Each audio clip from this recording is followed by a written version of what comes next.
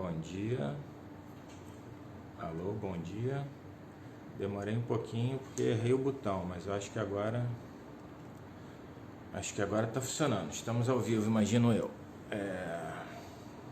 Tá, tô vendo o pessoal entrando aqui.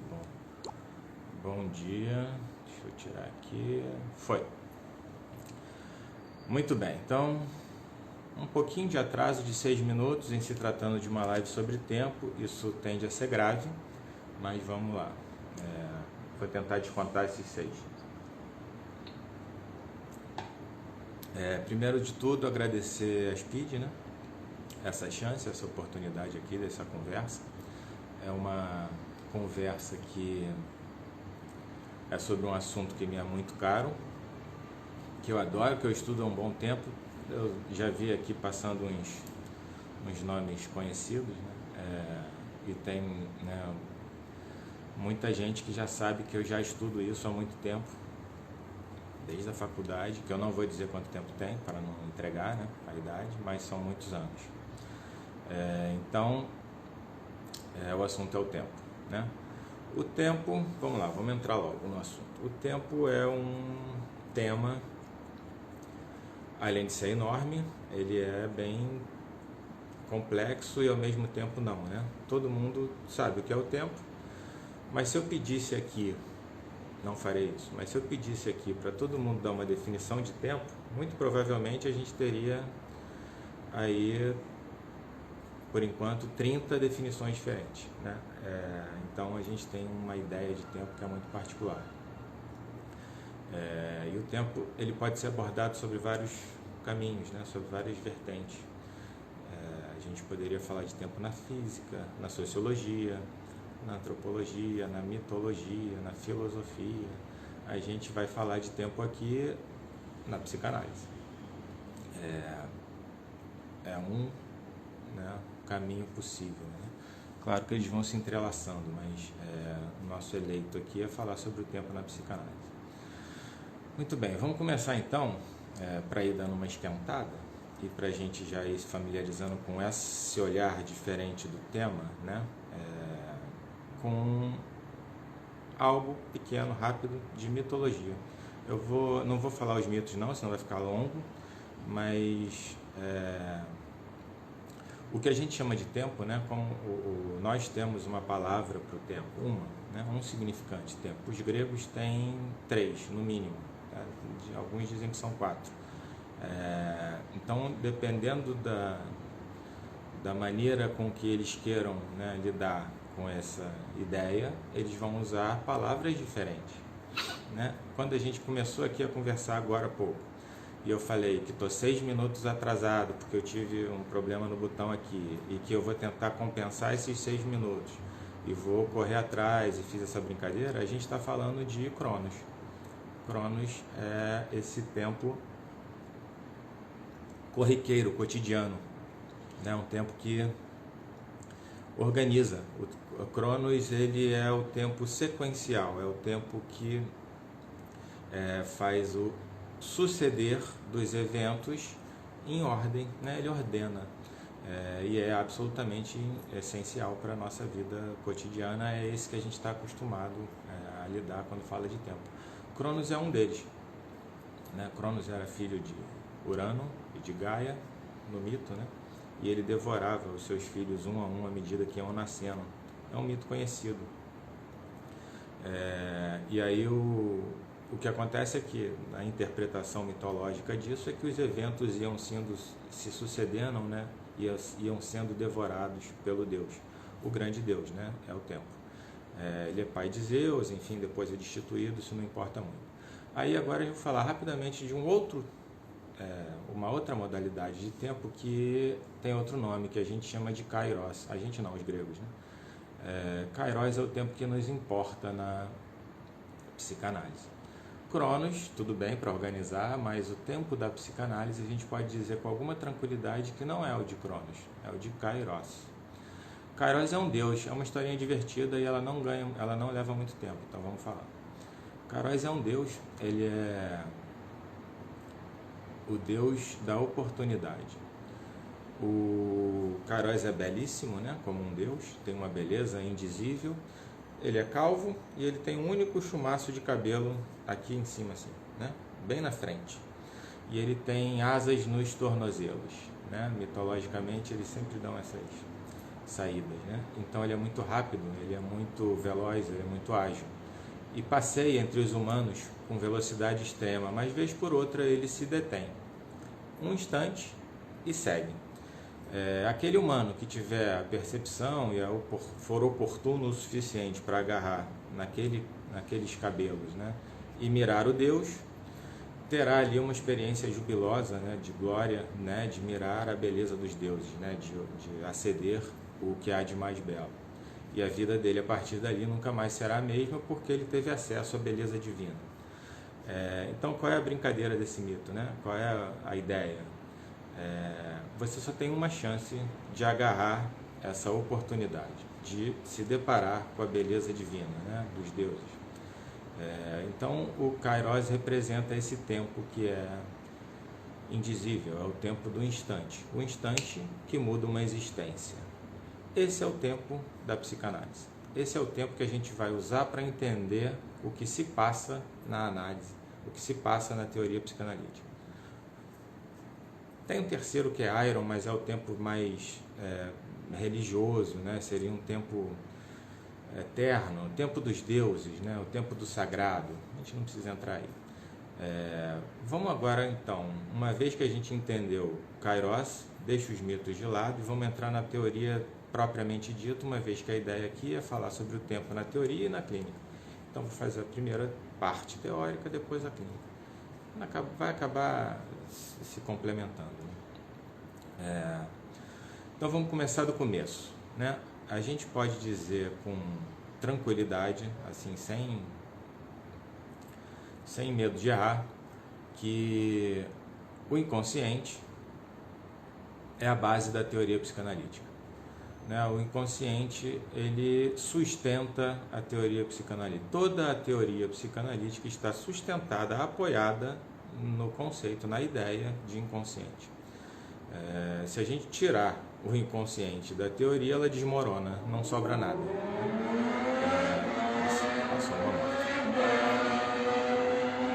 Passou. Então vamos lá, o inconsciente, nesse lugar de sustentáculo de pilar da teoria inteira, ele tem algumas características interessantes e importantes, né?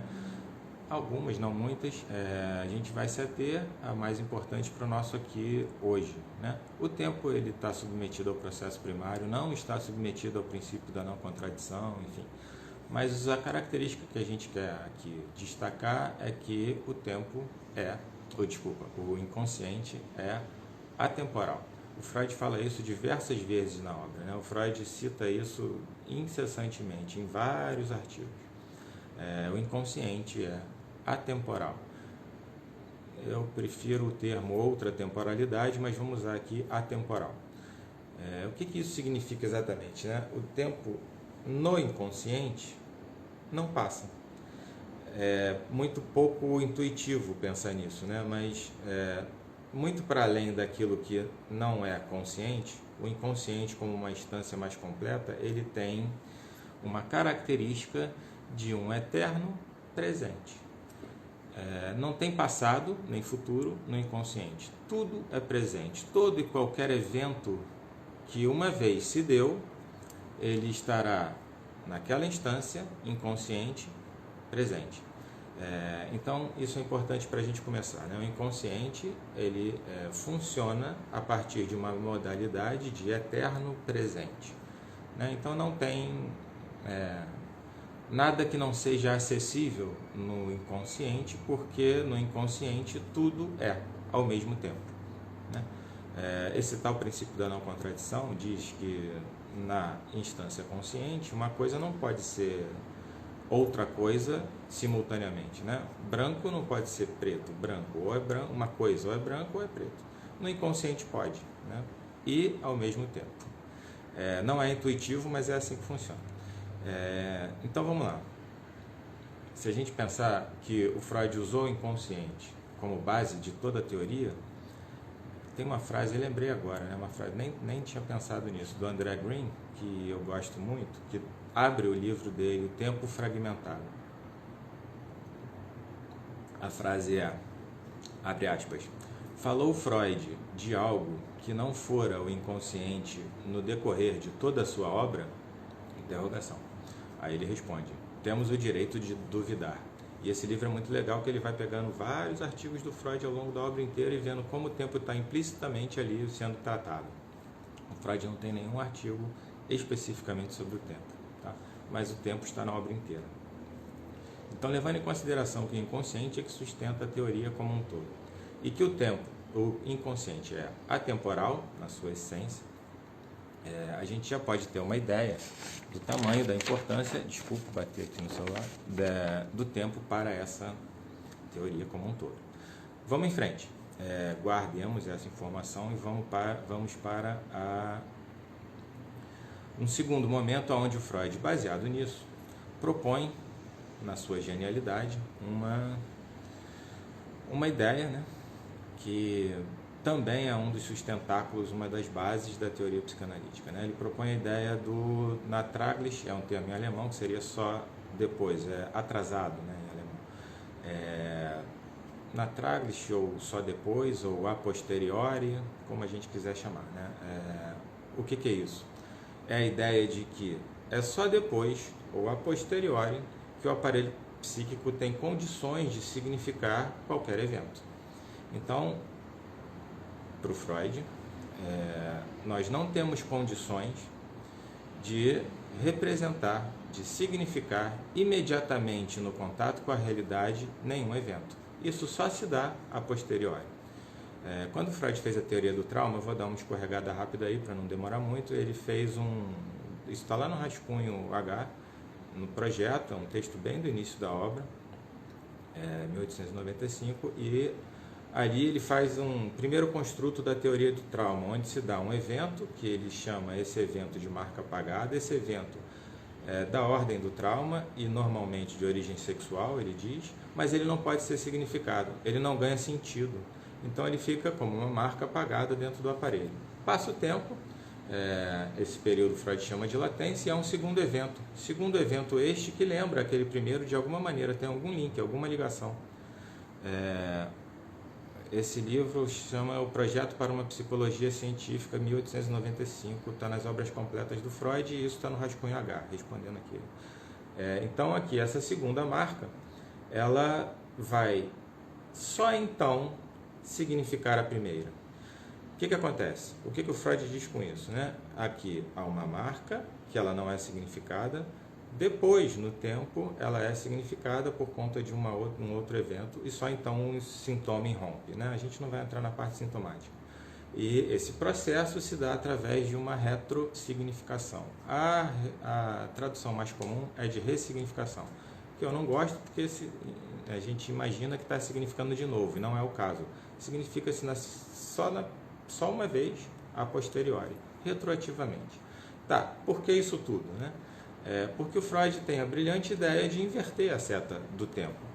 A gente tem uma concepção muito intuitiva de que o tempo ele vem lá do passado, passa pelo presente e vai em direção ao futuro. Essa é a nossa ideia, né, empírica do tempo.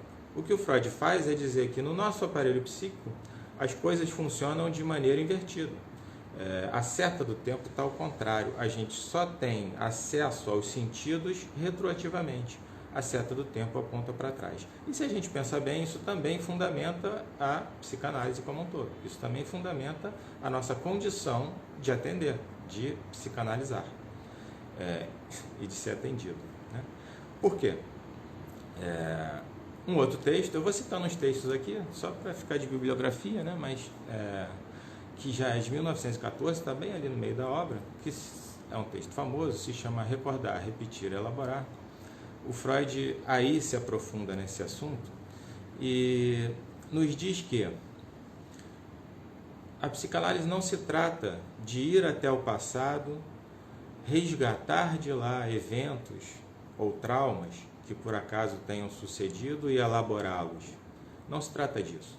O que se dá é que, no presente, No ato da análise, o analisando repete aquilo que se deu, mas repete no presente. Então não é uma volta no passado, é um estar no presente atuando, atualizando via transferência aquilo que se deu no passado. Então aí o Freud já institui uma segunda coisa bastante importante, que é não só o inconsciente é atemporal, como a análise se dá no presente. O importante da análise é o ato de estar ali, e não aquilo que se deu. Aquilo que se deu, ele tem toda a sua importância quanto ao registro mnêmico, né? A memória, a gente vai falar disso daqui a pouco. É extremamente importante para a estabilidade do aparelho. A memória é o fator estabilizador do ego, é assim que o Freud chama, né? Ou do eu. E isso é fácil de entender porque a nossa memória nos compõe, né? Se eu vou aí e tiro a memória de cada um de vocês, vocês não sabem nada de hoje para trás de vocês mesmos, ou eu, nós não saberemos quem somos, né? Se eu tiro o meu passado, eu não saberei quem sou. Então, o que estabiliza o ego, o eu, é o passado, é a memória. Ele é um fator estabilizador importante do ego. Mas no ato da análise, ele funciona como um insumo para que a gente produza os conteúdos atuais e faça significações atuais daquilo que se deu. Isso está muito bem explicado nesse texto famoso que se chama Recordar, Repetir, Elaborar. Um pouco antes disso, eu estou de olho no horário, são 11h22, eu acho que vai dar. Bastante antes disso, um pouco antes da interpretação dos sonhos, em 1899, tem outro texto do Freud que se chama Lembranças Encobridoras, que eu gosto muito, e que aí sim trata do passado. No texto em si ele não está falando exatamente de memória, ele fala de memória, porque são lembranças, mas ele se atém ao fato de que elas encobrem algo, elas são encobridoras, né? Elas estão ali no lugar de outra coisa. Mas não é por aí que a gente vai pensar hoje. A gente vai pensar no seguinte: toda e qualquer memória, toda e qualquer lembrança que nós temos agora, elas representam algo do passado, mas elas são uma construção atual do que se deu. Parece que é tudo meio confuso, mas o que vai acontecendo é que o Freud vai montando um esquema onde passado, presente e o futuro, a gente já vai chegar, né? O futuro é o responsável é a representação da fantasia. Tudo isso está articulado num funcionamento que é o modelo de sujeito do Freud, o modelo de sujeito freudiano. Vamos então, antes de chegar nesse modelo freudiano do sujeito, falar das três grandes entidades. Vou tentar costurar tudo para falar dos tempos do sujeito, depois os tempos da análise, depois o uso como ferramenta. E aí, no fim, com certeza, ouvi-los, né? As suas proposições, né? Provocações, suas considerações. Vamos às três entidades temporais, né? Famosas: passado, presente e futuro. Essas três entidades temporais, tecnicamente, esse conjunto define a existência, né? Passado, presente e futuro. No modelo freudiano, o passado é representado pela memória, né? O passado é o aparelho mnêmico que dá estabilidade ao ego. Beleza, entendido, nada muito diferente do que é empírico. O presente é a nossa condição de percepção da realidade. Então, a gente tem uma condição, enquanto sujeito, de perceber a realidade, e essa condição se dá invariavelmente no presente. Então, o modelo de funcionamento freudiano, ele compõe passado, porque é a nossa estabilidade egóica, presente, que é a nossa condição de perceber a realidade, e futuro. Futuro é a nossa capacidade fantasística, né? A condição humana, a condição do sujeito de projetar no futuro é extremamente relevante para a manutenção, né, da saúde psíquica, né? Sem a fantasia e sem a projeção ao futuro, o aparelho psíquico entraria em colapso. Então, a gente tem que entender que tudo isso está devidamente articulado no mesmo sujeito: passado, presente, futuro. No presente, inclusive, acho que dá tempo de fazer um pequeno adendo, tem outro texto do Freud, que já mais lá na frente, que se chama Uma Nota sobre o Bloco Mágico. Ele é de 1925. Bloco mágico é aquele brinquedinho, né, de criança, onde você rabisca, desenha e levanta uma película, volta e apaga, né, o que você desenhou. Ele estava olhando o netinho ali, brincando disso, E aí ele tem umas ideias, pensa umas coisas a partir da nossa condição de percepção. Lá no Bloco Mágico, o Freud diz que a nossa percepção da realidade, a gente está falando de presente, ela se dá de maneira discreta, não é constante. O aparelho psíquico excita o aparelho perceptual, aquele que vê a realidade. Então nós vemos a realidade, percebemos, registramos e o aparelho se fecha. E esse ciclo se repete em infinitésimos de tempo. Então a gente percebe a realidade, segundo Freud, em pacotes. A gente percebe a realidade em flashes.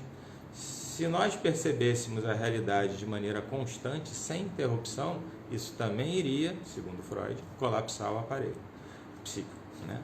Não seria suportável. E o Freud diz que exatamente nessa particularidade, nessa peculiaridade que nós temos de perceber a realidade, é que aqui está a nossa condição de perceber o passar do tempo. Se fosse tudo uma coisa só, a gente não ia perceber o passar do tempo. Como a gente percebe a realidade em pacotes, em flashes, a gente tem uma condição interna de perceber a passagem do tempo. Então vamos lá. Futuro. Futuro é a fantasia. A gente já falou do passado, do presente, inclusive com a percepção da realidade. Futuro. O futuro a gente entende como fantasia. A fantasia é importante para que a gente tenha uma manutenção interna do aparelho e ela é eminentemente projetiva. Ninguém pode pensar num eu que seja... Se a gente pensa num eu de ontem, do passado, isso não é fantasístico, isso é memória. Se a gente pensa no eu de amanhã, no que eu serei, ou no que eu quero, o que eu desejo, a gente está projetando no futuro uma fantasia do presente. Então, fechando, passado, memória, presente, percepção da realidade, futuro, fantasia. Todo sujeito freudiano articula esses três tempos todo o tempo. A gente está o tempo todo, agora aqui eu falando com vocês, eu estou buscando algo que há na minha memória acerca disso que eu li em algum dia na vida. Ao mesmo tempo eu estou interagindo aqui com uma câmera e uma imagem, ou seja, eu estou tendo uma percepção da realidade e estou projetando a cada fala o que virá na próxima, né? Para que a fala não se interrompa. Então, em cada situação que nós nos encontramos, a gente está articulando sempre, invariavelmente, os três tempos que configuram a existência. Legal. Aí é esse sujeito, bati de novo. Essa modalidade de sujeito que chega para análise. É essa modalidade de sujeito que vai à análise. E aí a gente vai falar então dos tempos da análise, já que a gente já falou dos tempos do sujeito. Os tempos da análise para talvez, se der tempo, chegar no tempo como ferramenta, né, analítica. E por que os tempos da análise, não o tempo da análise? Não me interessa aqui, nesse momento, falar das fases da análise, né? Começa de um jeito, com queixa, depois para questão, depois para enigma. Não é disso.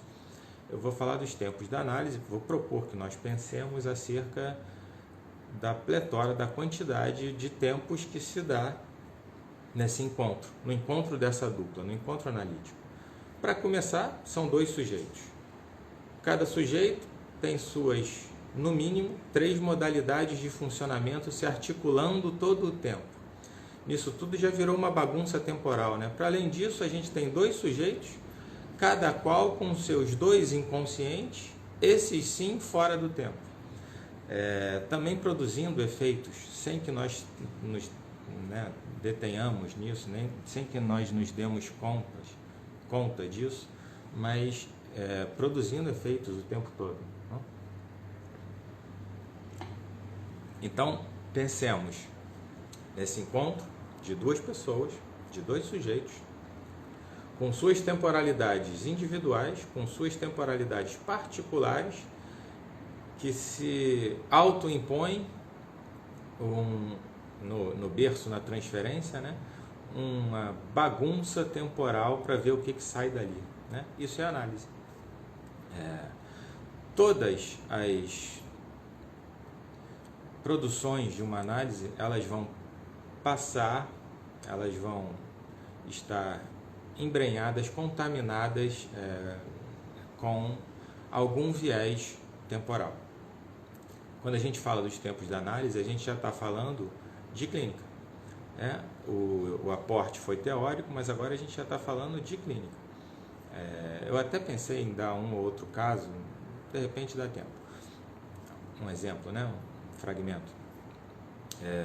Mas todo dito, todo silêncio, cada espaço, cada aceleração, cada atraso, tudo que tenha ou possa vir a ter um viés temporal, assim como qualquer outro viés, vai compor aquele encontro.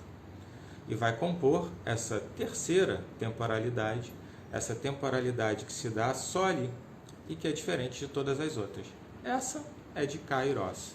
Essa é a temporalidade daquele instante que é perene, que é aquele instante que é eterno e que pode mudar a existência. É o instante do encontro, é o instante dessa bagunça de temporalidades que compõe a análise. Vamos em frente, porque tem que correr. Vamos lá. Vou fazer uma interrupção aqui para falar um pequeno fragmento que pode ilustrar isso, né? Claro, eu estou falando do viés do tempo. Quem estuda o amor vai achar as suas particularidades no viés do amor. Quem estuda a pulsão vai achar as suas particularidades no viés da pulsão. A gente está lidando com um viés, que é o tempo. Não há nenhuma chance da gente fechar os olhos para os outros, né? É só que a gente está olhando para esse. Então, vamos lá. Um caso de uma senhora que eu atendo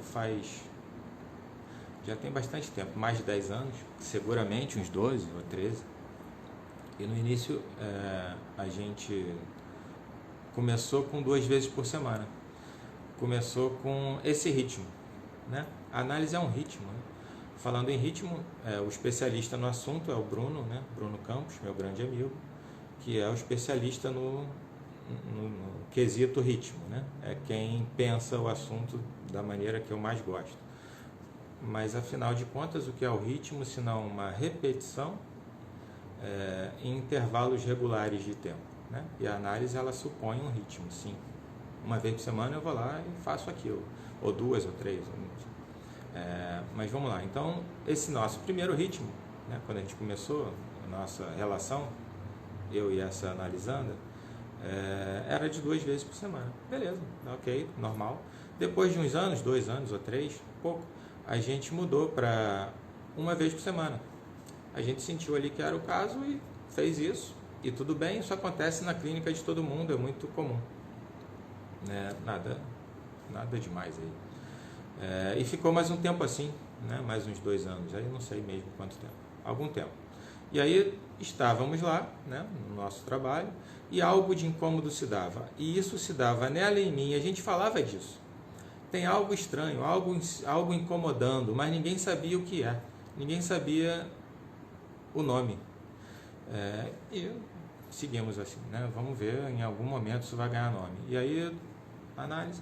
Teve uma ocasião, eu atendia e o analisando seguinte me avisou que não podia vir, né? Não poderia vir, podia, tem um compromisso e remarcou. E eu fiquei com o horário seguinte livre. Já sabendo disso, atendi a essa senhora e não falei do fim do tempo. Eu deixei acontecer, deixei rolar. E fui até o fim do segundo horário. Então a gente fez uma dupla, né? A gente fez uma sessão e fez outra sessão. Aí no fim do segundo horário eu tinha que interromper, porque aí tinha o outro mesmo, né? Aí eu interrompi. E quando eu interrompi, ela falou assim: nossa, que interessante, foi tão rápido hoje. E aí a gente riu muito, porque, né, eram 2 sessões e ela achou que foi rápido. Já é de saber, de uso comum, que o tempo ele pode correr ou se esticar dependendo do que está se dando, né? O tempo ele está submetido à nossa percepção. Mas nesse caso em especial, a gente permitiu que o tempo transcorresse em 2 sessões. E a partir dali a gente chegou à conclusão que deveria fazer sessões duplas. E assim foi, né? A gente se adequou nos horários para que as sessões fossem duplas. Naquele instante, naquela pessoa, naquele caso, a temporalidade ali se impôs, né? Ela e eu, nós, a dupla, ficou melhor com 2 horários. Coisas assim acontecem na clínica de todos vocês, eu tenho certeza. Coisas desse teor, coisas dessa magnitude, que são simples, às vezes podem ser divertidas. Eu tenho analisando que nunca marcou horário, marcou o primeiro só. Ele vai toda semana, mas ele não tem horário.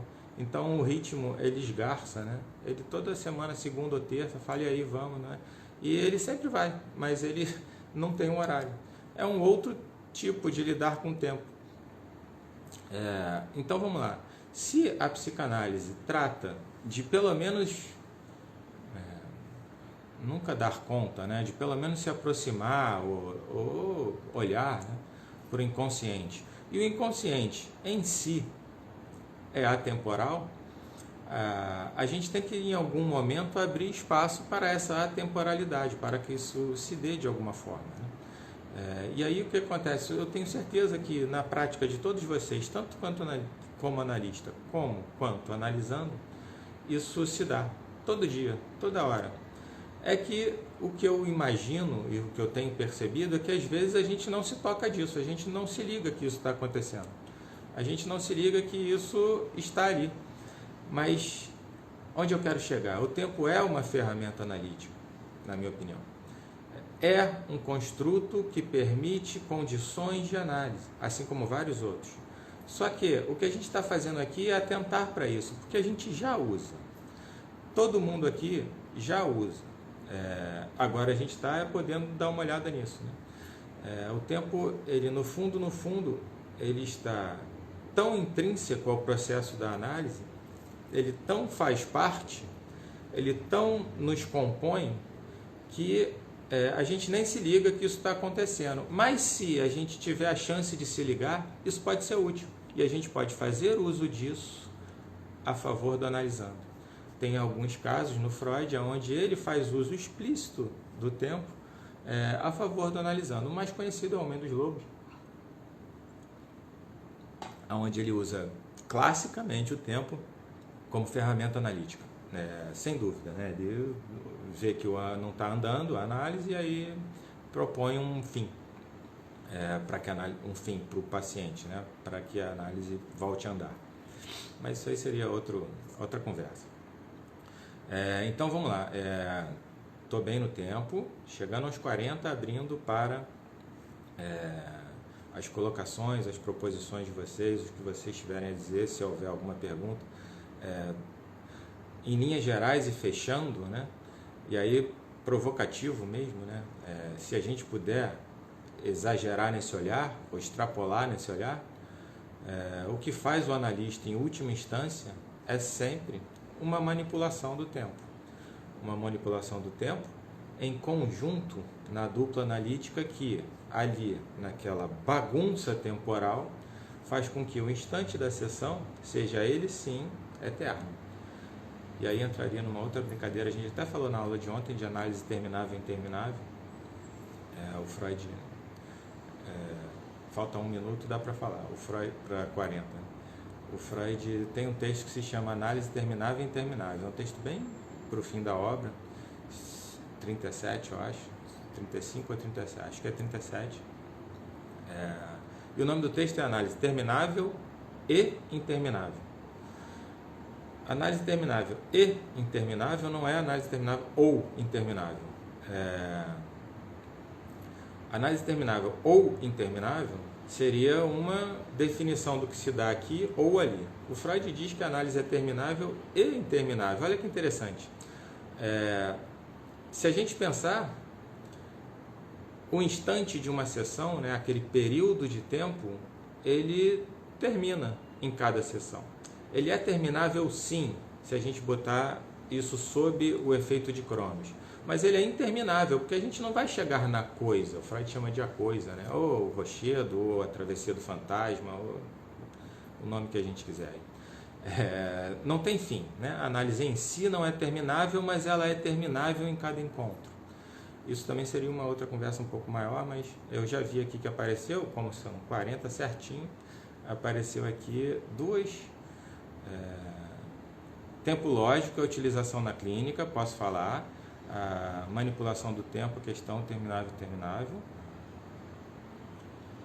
O eu do passado também não implica numa fantasia, tanto o eu do futuro? Ótimas duas coisas. Vamos lá.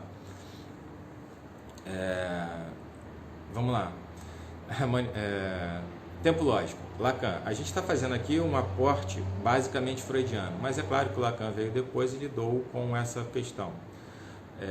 Vamos lá. O que eu acho que é mais relevante no tempo lógico é que ele deveria ser, né, quando bem usado, uma questão mais de lógica do que de tempo. E alguns acabam invertendo essa posição, né? Não é para ser o tempo lógico, eu trocaria o nome, né? Olha a ousadia, né? Eu trocaria o nome de tempo lógico para uma lógica do tempo. É para ser mais lógico do que temporal. O Lacan, na verdade, ele fez uso de um argumento onde ele esgarça ou aperta esse ritmo ao qual o inconsciente e o consciente vão se adaptando na análise para provocar efeitos. Então, esse ritmo ele fica variável. Então, analisando, nunca sabe o que vai acontecer, se vai acabar daqui a pouco ou não. E isso provocaria efeitos, né? Essa é a ideia dele, mas provocaria efeitos lógicos, não necessariamente efeitos temporais. É a partir de uma manipulação, a partir de uma ferramenta, de uma técnica temporal, que o Lacan buscou ali produzir efeitos. Isso seria também um assunto muito longo, né? Porque o Freud desenvolve isso de maneira... O Lacan desenvolve isso de maneira muito profunda e tem toda uma lógica que eu gosto, minha cara. Mas vamos lá, a outra coisa que eu li aqui que eu gostei muito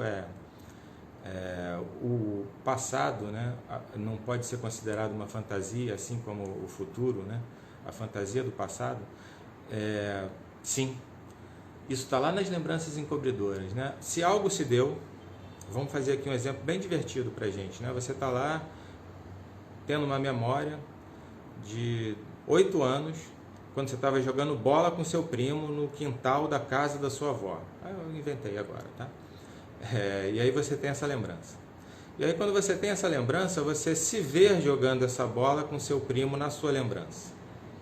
E aí o Freud fala lá no Lembranças Encobridoras assim, se você estivesse lá, você teria a impressão de que a bola vem em sua direção. Essa é a percepção real da realidade de então. Mas não é essa lembrança que a gente tem a lembrança da cena. Então Freud diz que de antemão isso já é construído. Então tudo que a gente lembra tudo, no fim ele fala tudo, né? Primeiro ele vai construindo isso, mas a gente já pode chegar aqui no tudo, né? Toda e qualquer lembrança, toda e qualquer percepção do passado, ela é uma construção que se dá no presente. Todo passado é uma construção do presente. Nesse sentido, ele é sim fantasístico, porque a gente pode projetar para trás também. Ele pode projetar... A gente projeta sujeito no passado. É claro que é mais comum projetar sujeito no futuro, mas eu concordo com a colocação do colega que eu perdi o tempo dele, ou dela, desculpa. Vamos lá. O tempo lógico seria uma forma de tempo carótico, de kairos. Ó, Carol, boa, né? Seria, nada a acrescentar. O tempo lógico, a acrescentar eu só tenho que... o tempo kairótico, ele pertenceria, quer dizer, ele não pertenceria a nenhum dos dois da dupla, né? O tempo kairótico, ele se dá, ele está, e não tem esse pertencimento, não tem essa coisa única, né? O tempo lógico do Lacan, ou a lógica do tempo, ele está nas mãos do analista, né? Então ele ficaria diferente só nesse quesito, né? O tempo kairótico seria sim, eu concordo, um ótimo olhar, mas com esse viés, com essa ressalva, né? O tempo kairótico, de fato, ele se dá em dois. Ele acontece ao mesmo tempo, o tempo todo, com os dois. E o tempo lógico é uma prerrogativa do analista, ele toma essa decisão. ele toma a decisão de interromper ou não a sessão. E aí a gente poderia entrar em um outro lugar, né, que aí seria um pouco uma outra abstração, que toda e qualquer decisão e toda e qualquer fala que o analista propõe ou produz, no fundo é parte dele e parte do outro, uma vez que ele está ali funcionando naquela dupla. Então seria e não seria, ao mesmo tempo. Mas adorei a ideia. Carol entendeu Kairos como poucos. Tempo de Ion. Tempo de Ion é o André. André, tudo bem, André? Tempo de Ion. É o tempo do eterno, né? O tempo é o perene. É aquele tempo que sequer passa. É o tempo dos deuses. O Heráclito fala que o tempo de Ion é o tempo da criança brincando. O reino de Ion é o palácio de uma criança brincando. É um dito de Heráclito, né? Por quê? Como é que eu entendi isso, né? Uma criança brincando, ela não está submetida ao nosso tempo, muito menos a Cronos, né? É que eu não pude abordar muitos conceitos, muitos pontos teóricos que seriam importantes, mas lá no início da formação do eu, existe um momentinho que, né, nós conhecemos, que é a passagem do que o Freud chamou de eu ideal para ideal do eu. Essa passagem de um eu ideal para um ideal do eu coincide, isso é uma proposição que eu fiz há um tempo atrás no trabalho, com a entrada do tempo no aparelho psíquico. Antes dessa passagem não há tempo, é um eterno presente. Depois dessa passagem, a gente entra no tempo, a gente entra na condição de finitude, né? A gente já entende que é antes e depois. A criança não, é tudo agora. Então, quando o Heráclito fala que tempo de Ion é o tempo da criança brincando, é exatamente esse não tempo, que é a eternidade que se dá ali. Os gregos são brilhantes nisso, é ótimo, né? Eu acho lindo. Deixa eu ver aqui, a proposta em saber no fim de análise provocou uma compressão ou dilatação do tempo. No caso do Homem dos Lobos, eu imagino, a proposta de estabelecer provocou. Tá, no Homem dos Lobos o Freud é o Roberto. Abraço, Roberto. No Homem dos Lobos o Freud percebeu que a coisa não estava andando ali muito a contento, né? Ele falou analisando assim para o Homem dos Lobos, né? Olha só vou te atender até o início do ano que vem, depois para. E aí isso provocou uma espécie de trabalho maior, né? Se deu ali, como Freud descreveu. Eu entendo que isso provocou uma dilatação do tempo, né? As sessões ficaram maiores, fez-se mais naquele instante, né? Aquele instante ele foi mais perene. Eu entendo que houve uma dilatação do tempo a partir dessa estratégia temporal que o Freud utilizou. Você acha que apesar dos três tempos serem indissociáveis, seria possível pensar uma tensão preferencial a um dos três tempos em Freud ou em Lacan? Não acho que dá para... E aí a gente está falando de passado, presente e futuro. A psicanálise, se eu entendi bem a pergunta, porque é uma pergunta complexa, a psicanálise ela é muito entendida ou muito dita como um resgate do passado.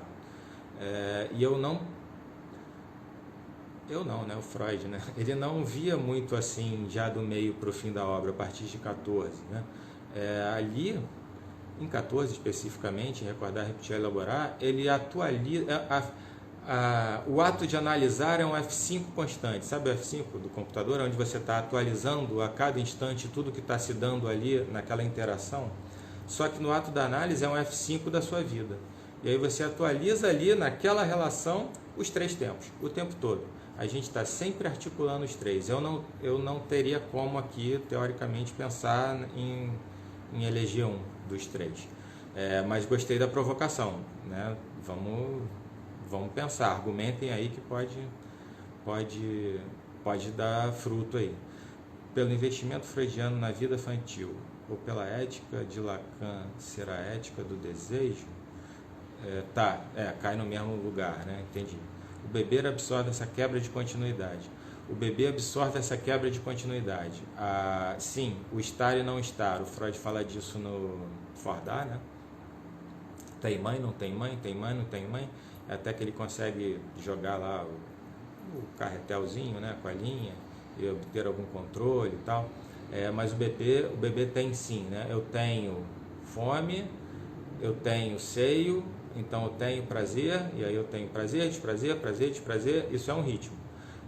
Mas a ideia de ritmo e a sensação de ritmo, a gente pode fazer claramente uma distinção da assunção, da introjeção do conceito de tempo no aparelho.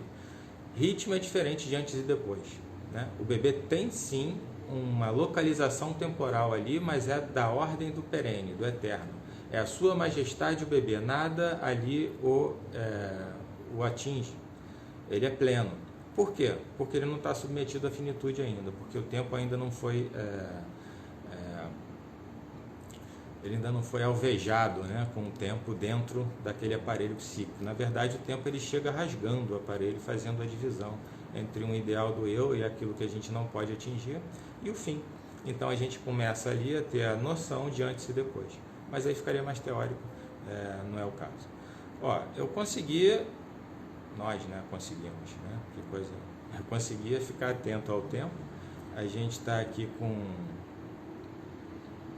5 minutos de folga, então eu quero fazer as considerações finais para que não tenha problema e que ela fique gravada, né? Que a gente tem até 1 hora. Cronos, né? Tem uma pergunta do Roberto mais acima que eu acho que eu pulo. Eu consigo ver? Não, acho que eu falei. Provocação e dilatação do tempo. Acho que eu falei, Roberto. Qualquer coisa depois a gente fala por WhatsApp. Eu acho que foi dilatação do tempo. Então vamos às considerações finais. Eu quero agradecer o encontro. Sempre é bom falar do tempo, né? É bom e angustiante, porque a gente sempre tem a impressão de que falou pouco, de que não deu tempo de falar tudo e nunca dá assim, né? Nunca dá. Eu quero agradecer aí todo mundo que ajudou, a comissão, né? A Paula, o Bruno, claro, então, né? Que fez o convite, a Speed como um todo, que abriu esse espaço para a gente ter essa conversa. Bom, próximas lives virão, venham, foi um grande prazer estar aqui, muito obrigado a todos e até a próxima.